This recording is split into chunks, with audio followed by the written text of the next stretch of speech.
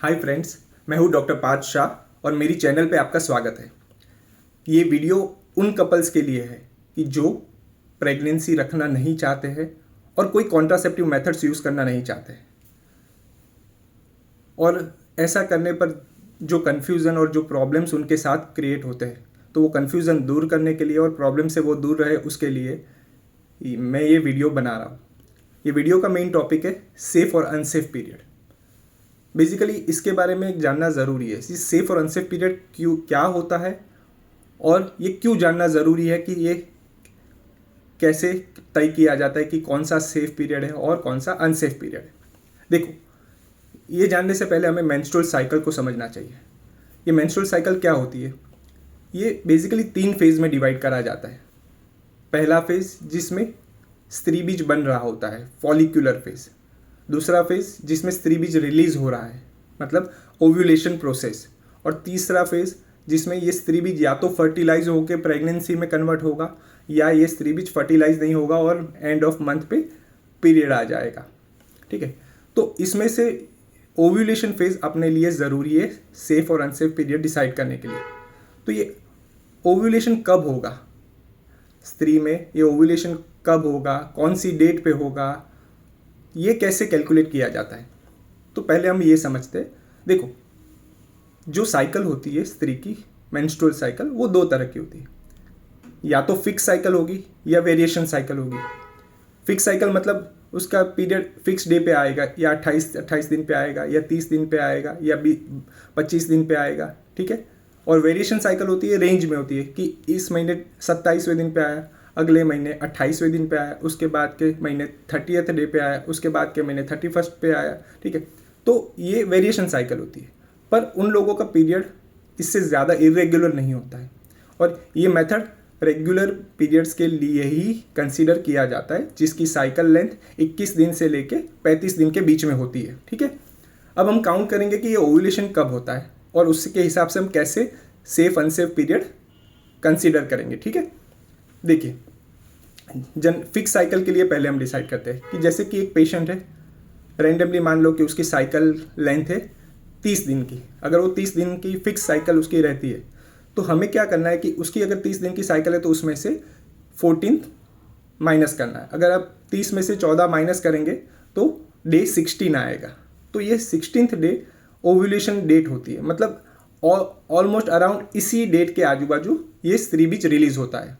ठीक है, तो अगर ये स्त्री बीज रिलीज हो रहा है 16 को, तो आपको उसके 5 दिन माइनस करना है और 5 दिन प्लस करना है। जैसे कि 16 को रिलीज हो रहा है तो आपको 11 तक, और मतलब 11 तक और +5 करेंगे तो 21 तक, मतलब 11 से लेके 21वां दिन आपके लिए अनसेफ पीरियड माना जाता है। क्योंकि ये जो ओवम रिलीज हो रहा है, ये 16 तारीख को जो रिलीज हो रहा है, वो ये 11 से लेके 21 में कभी भी फर्टिलाइज होने के चांस रह सकते हैं। तो सेफ पीरियड क्या हुआ? पहले 10 दिन, 1 से लेके 10 दिन और 22वें से लेके 30वें दिन, ये एकदम सेफ पीरियड माना जाता है। एकदम सेफ मतलब कि चांसेस ऑफ प्रेगनेंसी कम होती है। ऐसा नहीं है कि इसमें फेलियर नहीं होता है, जैसे दवाइयों में, इंजेक्शंस में, कॉपर टी में, कॉन्डम्स में फेलियर्स होता है, इसमें भी फेलियर रेट होते हैं, पर एज सच ये कम रहता है अगर आपको ये प्रॉपर कैलकुलेशन मालूम हो तो। ठीक है, तो मतलब फिक्स डे, सिंपल चीज़ है, फिक्स साइकिल है तो आपको 14 दिन माइनस करने हैं। जो डेट आपको मिल रही है उसमें +5 और -5 करके जो रेंज आपकी आ रही है वो आपको अनसेफ पीरियड मानना है। अभी दूसरा जो होता है वेरिएशन साइकिल, मान लो कि आज उसको 27वें दिन पे आया, कल 30वें दिन पे आया, बीच में 28वें दिन पे आया, मतलब उसकी अगर साइकिल लेंथ है 27 से लेकर 30 दिन के बीच में, तो आपको कैसे काउंट करना है? तो आपको जो लोअर रेंज है, जैसे कि 27 तारीख को पीरियड आ रहा है उसको, तो उसमें से 14 माइनस करना है तो 13 आएगा। और अगर लास्ट हायर रेंज है उसकी 30 तारीख, तो उसमें से 14 माइनस करो तो आएगा ये 16। तो 13 से लेकर 16 के बीच में ओव्यूलेशन होता है। पता नहीं कौन से दिन पे ओव्यूलेशन होगा, वो हम कैलकुलेट नहीं कर सकते क्योंकि साइकिल वेरिएशन करती रहती है, हर महीने चेंज होती रहती है। तो 13 से लेके 16 में है तो आपको 13 में से -5 करना है, मतलब 8 तारीख तक, और 16 में +5 करना है, मतलब 21 तारीख तक। मतलब आप यही मान के चल सकते हो कि 9 तारीख से लेके 21 तारीख तक का पीरियड अनसेफ पीरियड होता है, क्योंकि ओव्यूलेशन 13 से 16 में होता है, तो उसके आगे या पीछे 5 दिन में कभी भी वो कंसीव हो सकते हैं।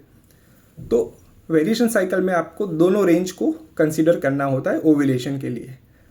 तो उम्मीद करता हूँ कि आपका ये कन्फ्यूज़न क्लियर हो गया होगा कि सेफ पीरियड और अनसेफ पीरियड क्या होता है। मतलब ओव्यूलेशन वाले जो बीच के 10 या 11 दिन होते हैं वो आपको कंसीडर करना है अनसेफ पीरियड, जिसमें प्रेगनेंसी रुकने की संभावना बहुत ज़्यादा रहती है, और आगे के 10 दिन और लास्ट वाले 10 दिन जिसमें प्रेगनेंसी रुकने की संभावना बहुत कम रहती है। ठीक है, अब सवाल आता है कि ये जान के हम क्या करेंगे, मतलब ये कपल्स के लिए जानना क्यों ज़रूरी है। सिंपल चीज़ है, देखो मानो कि हम उल्टा सोचते हैं, कपल्स को मालूम ही नहीं कि ऐसा कुछ होता है, तो वो कपल्स के साथ क्या कन्फ्यूज़न और क्या प्रॉब्लम्स होते हैं वो समझना ज़रूरी है। देखो एक कपल है, वो इंटीमेट हुए, नेक्स्ट डे मॉर्निंग उनको स्ट्रेस आया कि प्रेगनेंसी रुक गई, तो क्या करेंगे। सिंपल, वो लोग मेडिकल स्टोर में जाते हैं, आईपीएल लेके खा लेते हैं, वापस 4-5 दिन के बाद वापस इंटीमेट हुए, वापस उनको कन्फ्यूज़न हुआ, वापस आईपीएल खा लेते हैं। महीने में 2 बार 3 बार, कई बार तो हफ्ते में 2 से 3 बार खा लेते हैं, बिकॉज लैक ऑफ नॉलेज, उनको पता ही नहीं होता है कि क्यों और कब खाना चाहिए। और महीने में 3-4-5 बार आईपीएल खाना इट्स नॉट गुड थिंग।